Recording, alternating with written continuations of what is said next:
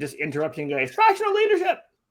And we are live here at the Sales Slap Podcast. Welcome to the Sales Slap Podcast, where we hit you with the hard truths, bold strategies, and expert insights you need to master the art of selling. And who's leading the charge? Meet your hosts, Rick Denley, Simon Hares, and Scott Donald. Get ready for real talk, expert advice, and game-changing strategies. Because in sales, you don't just play, you slap. Let's dive in. Absolutely. Let's dive in, everyone, and welcome to the Sales Slap Podcast with not only your host today, myself, Rick Denley, Simon Hares, and Scott Donald, but also your guests today. We've got a few things that we'd like to share with the viewers today, and that's what we'll be doing. So I hope everybody's ready for it. We're going to have 30 minutes of some action-packed information. Quickly, Scott, what are you going to talk about today? Well, we have this notion of a mid-year state of sales. I love how Simon described that. So what I'm going to talk about, so HubSpot says between 40 to 60% only 40 to 60% are expected to hit quota this year, right? That's the ultimate number here. Why is that? We're going to get into why that's happening and what are some solutions that organizations can implement to fix that number. All right, brilliant. Simon, what are you going to do? Well, playing off this mid-year state of the nation thing that I talked about in the lead-up, we should be really talking about where we are and, the things that people are finding are really working for them right now in sales. Good. It's really easy to focus on the things that drag us down, of course, but we do need to recognize them because we need to be balanced. But we would love to hear from anyone that's watching this, the types of things that they're struggling with, but also how they've overcome them. And there are so many different techniques and things out there right now that help us in sales. Remember, of course, that if sales was easy, we'd all be doing it. So therefore, it's part of the nature. We are very unique human beings in terms of what we do in sales because we have the ability to get people to part with their money in exchange for value. So let's have a look and see what people are doing. We're going to talk a little bit about fractional leadership as well. And we have a book recommendation, which I'm just going to show you the top of there. Our own guest for our audience today. Very good. I want to dive in and answer a question. So just so viewers are aware as well on my website. You're going to ask it first, though. No. And you don't know what it is before we answer it. No. There's a question area on my website if people want to ask questions and DM me as well. This is the most popular one over the last 2 weeks.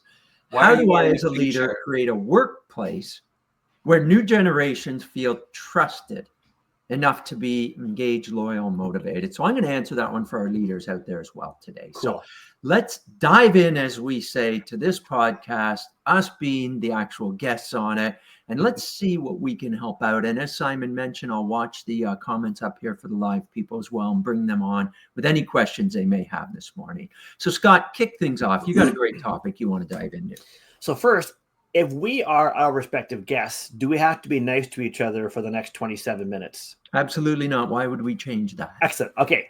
Have you brought your little boxing glove? Okay, moving on. That little boxing mitten. You called it a boxing mitten. Simon back in. Yes, he called my boxing glove, my little boxing glove. There's still a little shard of blood here from my last opponent. You're aware. And if you want to add to that, I'd be happy to. It's not a problem. Where's the other one with the bit of string that just goes around here to keep them on? Those are for the winter. This is summer here in Canada. See, this is the best. This is the best. Okay, so I have this premise that the best organizations are doing a lot of. So I like how Simon described this, right? So the best organizations are providing the right amount of training and support. They're providing enough coaching. They're providing their leaders with the tools they need to lead their teams. So what is it about those organizations that they're doing so well? So again, as I mentioned, HubSpot predicts, depending on your industry, between 40 and 60% are going to hit quota. I have customers that have reached out to me that I've worked with in the past that, the sales are inconsistent. The sales cycles are long. They're not hitting the margin that they want. And I think that the challenge is that typically, and maybe this is a question I want to throw back to you guys for some discussion, but it seems to me that most often the go-to solution when you're not seeing the results that you want is to do more sales, more marketing, more calls, more meetings. More of the same. More of the same. And I suppose, so there's two parts of this question I want to throw back to you guys, is why do organizations tend to go to the brute force strategy of sales? And instead, what would be one or two recommendations that you would make for them to get out of the cycle of more and get into a cycle of better? Simon, I'm going to throw it to you first. The first thing I would want to respond to that is when we talk about people doing more, are they actually doing enough in the first place? Ooh. And just think about that for a second, because when we talk about salespeople prospecting, when we talk about salespeople actually covering the ground, is there enough of that going on so that we can measure accurately where the pressures and the touch points are, so that we can put an intervention like coaching or support or in something like that? Or is it that those leaders and managers genuinely believe that whatever somebody is doing, it will never be enough? So therefore, they just always want more. And I think when you've got that approach, there's a problem. But if you're measuring and you know the size of your client universe and you know how much effort, energy, and attention it's going to take to cover that market, then maybe it's not necessarily about the numbers, it's about what's going on within that activity. Is there enough discovery going on? Are we just churning out the same old presentations which have been put together by people who do not work in sales? And I want to jump on that one, Simon, because that's a great answer. And I want to dovetail in there because we need to change something. Listen, if we always do what we always did, we'll always get what we always got. So when you're not where you want to be, your numbers aren't where they might want to be, you're not getting enough client base happening, change something. Look at doing something different. And I know we're going to share a few tips with our salespeople and our leaders out there today, but you've got to change it up if you want different results. And I know change can be a little scary and change is hard. Well, change isn't hard. Resistance to change is hard. Let's make sure that we're making some sort of change. And that's up to the leaders to do as well, to put that confidence. And I'll talk about trust from leadership in a little bit, but put that confidence in your people to go out and do something different, do something unique. And you might be surprised at the results that you get. That's what I would say is, well, let's shake something up, Scott. What's interesting about that, and I was just chatting with someone about this the other day, and we came up with this notion of the hamster wheel of busy, right? So whether you're the salesperson or the sales leader, we fool ourselves into the notion that sometimes being busy is being productive. And what I'm taking from both what you and what Simon just said is this notion of being busy isn't being productive. And the opportunity here is to look at what you're doing. So Simon mentioned discovery and all of those things. And I like the notion of looking at, the sales process and looking at each stage and saying, how can we get incrementally better at making sure we're talking to the right customers? How can we get incrementally better at doing discovery? How can we then get incrementally better at providing relevant and impactful proposals? So you kind of analytically look at each stage of the cycle. And so now here's a leading question. Do organizations overall have the ability to make those objective perspectives about where they can get better? Or is this an opportunity for those organizations that realize they want to do better and they're open to change, as you said? Is this where they might want to look to an outside resource to help them have an objective and hard discussion about where they can get better? Yeah. It's a good question. I think it's ultimately about the results. When you make the change, it's how you communicate that change to the teams, because most people perceive change as something that's being done to them rather than something that's being done for them. Right. And if it can be linked to something that benefits them, then ultimately they're more likely to buy into it.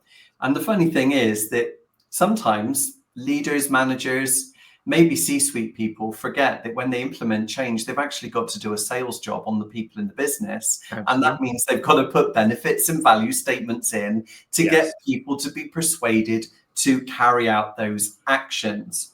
Now, when we start to think about looking at what we want to change, and to your point, you know, when we think about busy and productive, that relationship there, Brian Tracy wrote a book a few years ago called Eat That Frog, where he looks at the relationship between busy and productive. And there's a section in there that I really like that says that when you put your to-do list together every single day, try to make it so that 2 out of every 10 things you put on your list relates directly to what you want to talk to your manager about in your next one-to-one or your review, or relate directly to any objectives that you've been set. And suddenly your version of what productive looks like will completely change, because it skews your approach in terms of what you should be working on rather than the stuff that's filling your day. And if you just want to see what that looks like, get anyone to work from home on their own. And many people will actually say, I can get 2 to 3 days work done in one day when I'm on my own, because I'm focused on the things that are important. I haven't got distractions. I haven't got just day-to-day crap coming in my inbox. Yeah. Simon, I want to support that about the communication piece, especially from the leadership standpoint. We have to be sure that we're really sharing why these initiatives are going to put in place, why the change is good for the organization, which should be good for the individual as well. And that comes from being honest and transparent, especially with the up and coming generations like Gen Z in particular. They're very skeptical about corporate motives. And we have to be sure that we're sharing what these are overall and how they'll benefit for it as well. It's back to the WIFMs. What's in it for me? Well, we're going to help you improve your sales numbers and be a better salesperson. That's the type of communication a leader has to have during change. So I have a question. There's a course that I do called Lead by Living Above the Line. And a fundamental part of it is the notion that, you know, we're looking for people to take ownership, accountability, and responsibility. And oftentimes the best way to do that is to include them or help them feel like they're included in that decision or that process, right? So the idea of, you know, old school leadership, okay, Simon, you go do this, and Rick, you go do this, and then report back to me, as opposed to saying, hey guys, we want to improve our number this year. Let's have a discussion together, collectively brainstorm about what we can do and agree on a course of action. Absolutely. So this is sort of, you know, a little bit of my view of leadership is that group that people take more accountability when they feel like they were part of the decision. Let me take you back to Apollo 3, the movie. And there's this clip where we know that our poor astronauts are stranded in space. They're going to die up there if we don't do something about it. What does the head engineer, the leader, do to get a solution? He gets his team together in the room, because he's going to utilize the team to make the decision and the changes, whatever they can do to save these individuals. And he comes in with all the components. It's a great scene. Look it up. He comes in with all the components and things that they have up in space, throws them all on the table. I remember and says to his team, solve this. Now, we're not dealing with life and death here in sales, but sometimes, let me tell you, we're that focused that we want to get the sale and work with our team, throw everything on the table, give them the resources needed, then stand back and listen to what they have to say. You hired good people for a reason. Scott, I love the idea of the team approach here. Yeah. I think wanted to pick up on what you said about that film. I've got a little story to tell you about that. Well, a company that I worked at years ago, they employed this leadership company to come in to do some kind of off-the-wall training. And they wanted to show Apollo 13 as a movie to the team. And it was for that one clip, that lasts goodness knows how long, right? I left the business at about 5 o'clock one night to go to the gym. And I came back from the gym to pop in the office to pick something up. And the guys were still watching the film. I went in, and there was another manager in the department I was in going, have they been in there watching that whole bloody film? No, I only force people to watch the one clip. Why are you making them watch this whole film? It's like 2.5 hours. And actually in the feedback forms, they said, why were we watching this whole film? And they said it was to get the context of the scene. It was like, seriously, they can get you. We're not paying you to show a bloody movie. But it is a great clip. It really is. But just don't show the whole movie and lose that emphasis. I want just, you know what? You had the thing, Rick, about story time with Simon. I'm going to make a recommendation that this should be a part of every sales flap, is that we have story time with Simon about something that's relevant and encouraging about sales. Sales should always have stories because stories sell. We know that. Well, and Simon's stories sell even more better, right? Because it's Simon. I'm hoping everybody at the end of this session of the Sales Slap podcast are going to YouTube and Googling that one little. Yeah, not the whole film, guys. No, you don't need the whole film. Just that one clip will have impact. Absolutely. Oh my God. Simon, how about this? We'll have impact. Okay, lean in, Simon. Lean in for a second. I know, right? I have another question for you guys. I wrote down some things that I believe can have a positive impact on the sales team and on sales leadership, and work towards a even better end of 2025. So here's the things. Let's go. I've got here training, coaching, overall support from leadership, compensation plans. If you had to rank these, training, coaching, support, overall support from leadership, and comp plans, which ones do you think are the most impactful in helping salespeople get even better at what they do? Rick, I'll start with you. All right. Thank you for throwing it at me right away. I appreciate that. This is an audible. We're going on the fly here. And look at Simon's already giggling. I love this. Right there. All right. I'm going to say provide growth and development opportunities. When we look at people right now within organizations, and especially salespeople that are hungry, that are hunter type, that get out there and they've got goals in mind, offer mentorship programs and leadership training. Okay, I want to see everybody having that capability so that they can grow to be their very best potential. Encourage continuous learning. This skills building, Simon loves when I say skills, tools, and knowledge. And that's what we have to do, is provide one of those on a regular basis. Organization I was working with for the last 6 months created a monthly learning for one sales stage. I love it. Qualifying, pick negotiating, whatever it might be. And everybody that month is going to learn something new. And imagine that after 6 months, you've got most of the sales stages looked after and everybody learns something new. Gen Z, again, in particular, the up and comer, they seek career progression and purpose-driven work. So let's make sure that we're leading with that in mind. Okay, so I'm going to summarize that and then go to Simon. There are organizations that do training and there are organizations that do coaching. And if I heard you correctly, Rick, what you're saying is it's that combination of training and coaching over time, continuous learning, which is going to have the most impact on the sales teams. Right. Absolutely, Scott. Let me ask you, how many companies have that capability internally? Very few. Setting you up. Yeah, that was it. And that's okay. That's not everybody's role within an organization, and outsourcing is not a bad thing. So no, and we'll talk about outsourcing a little bit more. So Simon, since we're on this thing, training, coaching, overall support from leadership, and compensation plans. What is your pick for one or two things that are going to be the most impactful or the most necessary today? Well, I'm going to say training, of course, because I'm a trainer. But I also want to bring in some other sides of this as well. Okay. Coaching and mentoring, without a doubt. Let's just take off the trainer bullshit, shall we?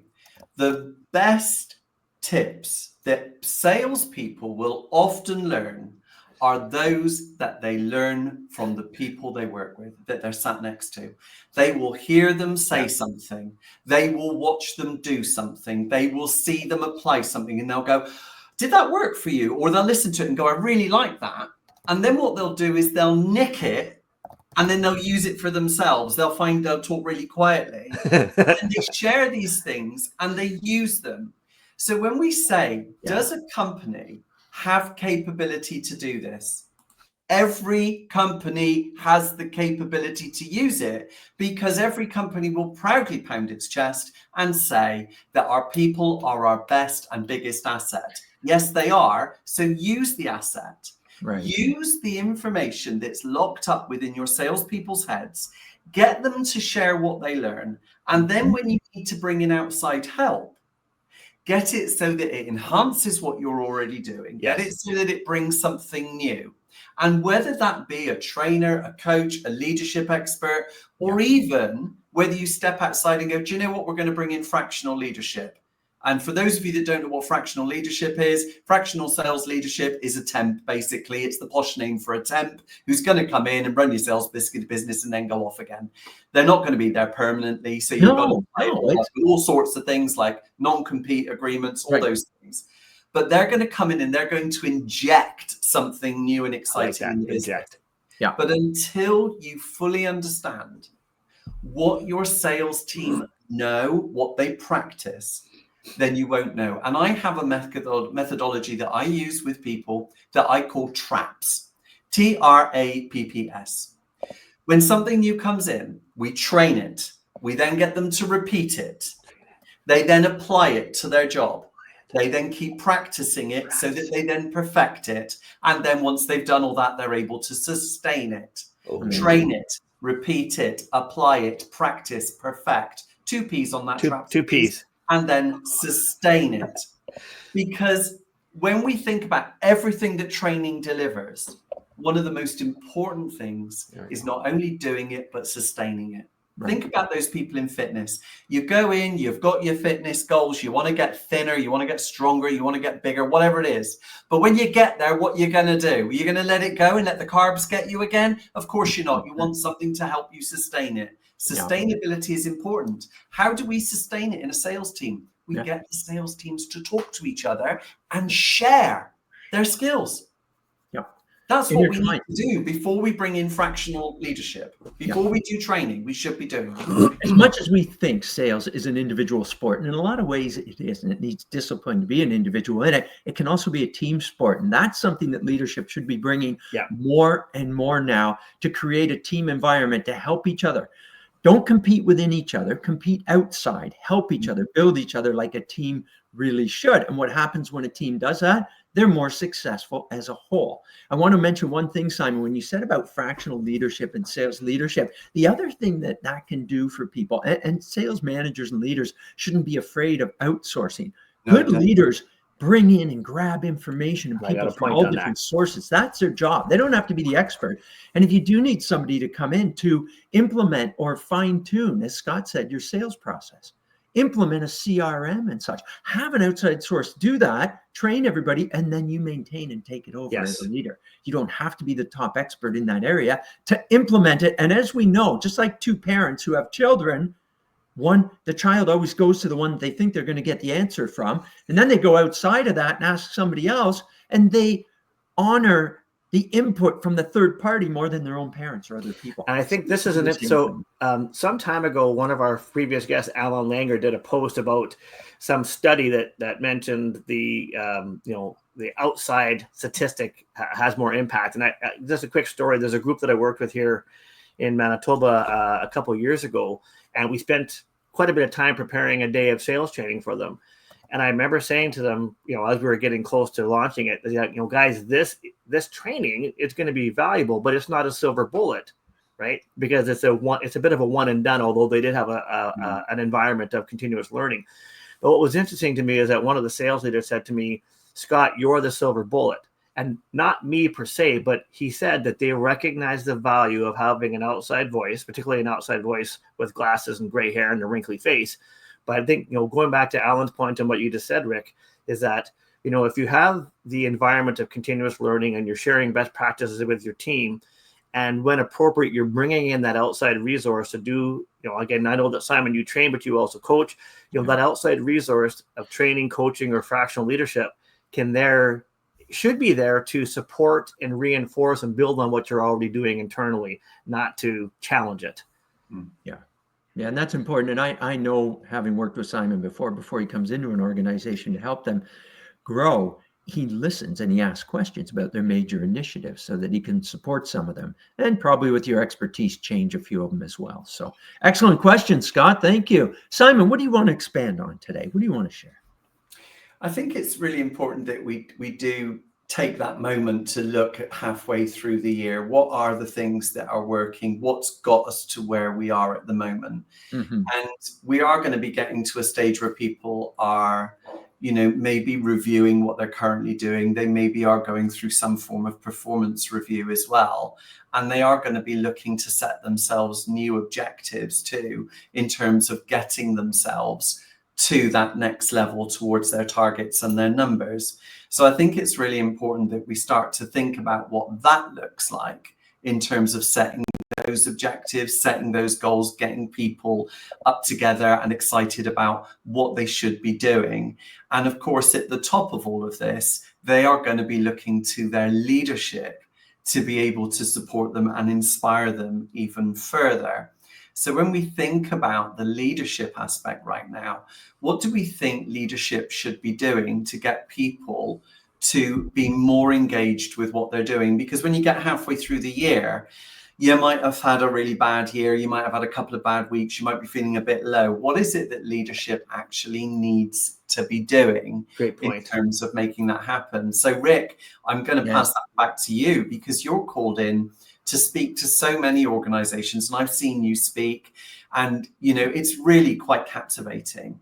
However, what is it that you're tasked to do to get those salespeople into that position where they've got a kind of, yes, I can do this and I'm ready to go and I'm resilient and I can move forward? Yeah, it's a great question. Thank you. It is, isn't it? It is. Simon, Simon is carrying us again. So once again, Simon's carrying the one. I did. It's almost not fair. I almost feel bad. Go, Rick. So good. I need to write it down. I've forgotten what it is. All right. I get to take over the full screen for a second. There you go. No, it's a great question. What can we be doing to help people, especially halfway through the year? And maybe, there's three things. Simon loves my three things that we can always be doing. First thing is that we want to show empathy. If things aren't going well, these are human beings we're dealing with here, people. Let's make sure that we remember that they're human. Show a bit of empathy and be on their side with it. Okay, that's really important. Then secondly, remind them of their capabilities. Sometimes we just need our confidence to be built back up again. And these are simple things that leaders can be doing, but very important. I'm not going to get into the whole mental health issue situation right now, which is challenging for a lot of people, but make sure that you're supporting them with confidence and letting them know that they are doing the right things, and give them some guidance as well. And then rev them back up. Get them to remember why they're doing this. And I always tell leaders as well, there's goals in mind and there's mission statements. When leaders put organizations through change, or they want to re-energize their teams, they need to do it with a passion and share what their dream is for this organization and the goals that have been set out, not number goals, but the growth and the service that they provide and how great that is and important for it. Back to my one fight that I was in, Simon, there's your glove reference. It was towards the second last round. And I got back to the corner, fell into the stool. And I'll be honest, I don't know if I had what it took to fight another round. Viewers, have you ever felt that way? I bet you have. Sometimes as leaders, we need to help each other out. Over the corner of my shoulder was my coach.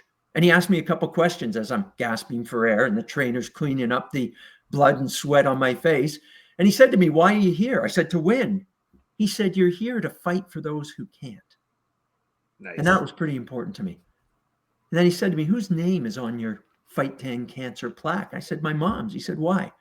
I said, "Breast cancer." And he gave me this knowing nod. The bell rang. I hit up for the ring and was out for the final round. What did he do there? He showed empathy. He realigned my passion with my purpose and then kicked me in the butt. And sometimes that's what we need to do as leaders. Don't forget that type of passion. They're looking to us as leaders to make sure that we can provide that type of motivation at times. So Rick, you said two things that I think are super important, and the one was understanding their why you're there, right? And that's just Simon Sinek, start with why. The other thing that I think is super important, and I think it gets overlooked, is reminding the team, the reps, what they're doing well, what they're good at.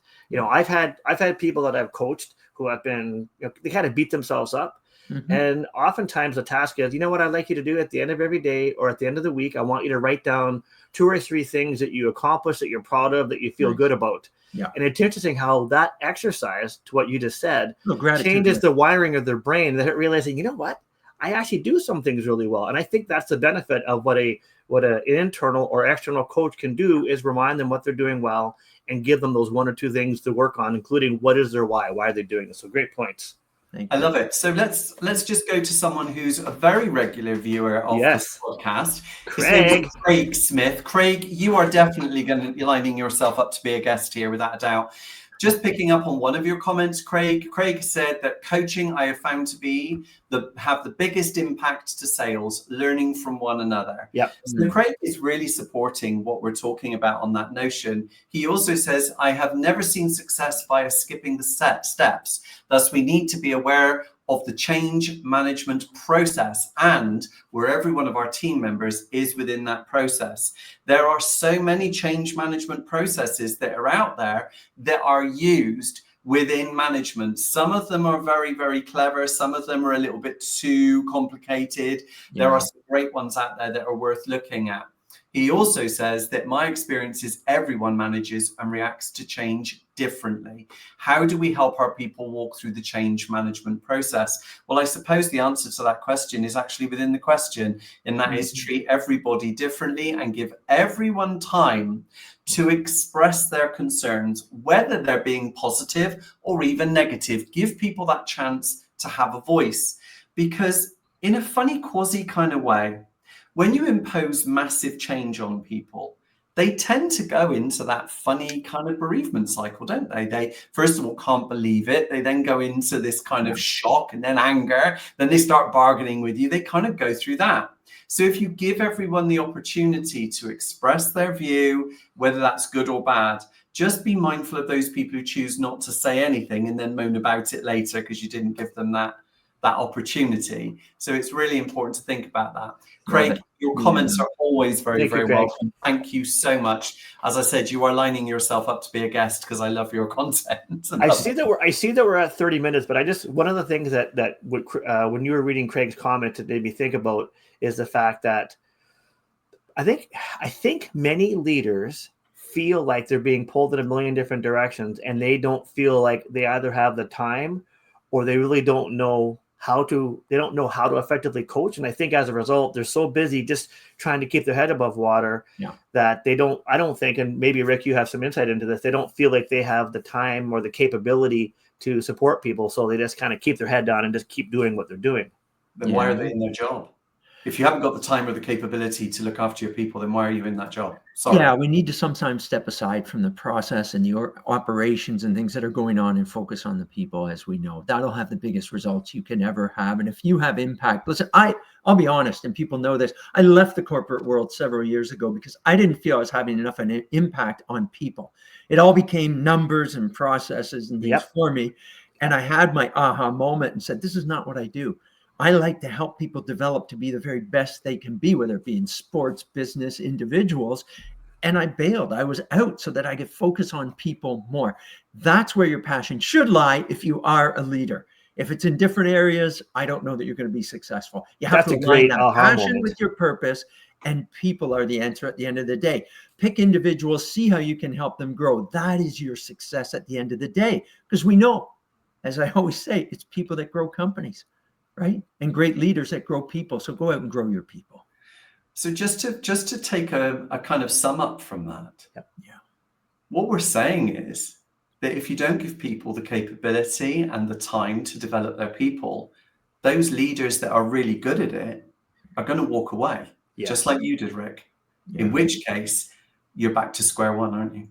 Yeah, well, back where I want to be, and the fit's good, and my values are all aligned right now. That's good for you. That's great. So that's cool. A great bunch of difference to me. And now you're stuck working with us every second Friday, right? Absolutely. And like it says right here, leading with love isn't complicated. It's just uncommon.